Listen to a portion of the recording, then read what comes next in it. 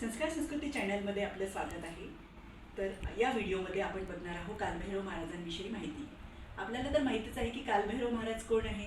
कालभैरव महाराज हे महादेवाचे रुद्रावतार आहे आणि अष्टदिशांचे ते रक्षक आहेत। आठही दिशांनी ते आपले रक्षण करत असतात। अशा या कालभैरव महाराजांची जयंती ही या वर्षी 12 तारखेला म्हणजे 12 नोव्हेंबर 2025ला येत आहे।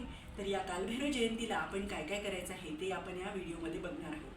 अशा छान चांगल्या आणि नवनवीन माहितीसाठी आपण संस्कार संस्कृती या चॅनलला लाईक करा, शेअर करा आणि सबस्क्राईब करा।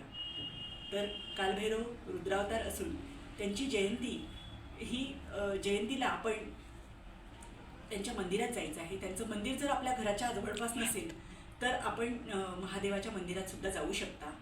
येथे जाऊन आपण त्यांचा नारळ, हार आणि खडीसाखर यांनी मानसन्मान करायचा आहे आणि त्यांना त्यांच्या आवडीचा पदार्थ म्हणजे उडदाची वडे यांचा नैवेद्य आपण द्यायचा आहे। त्याचबरोबर आपण बाजरीची भाकरी, भरीत आणि लिंबूची फोड ही देखील आपण नैवेद्य म्हणून त्यांना देऊ शकतो।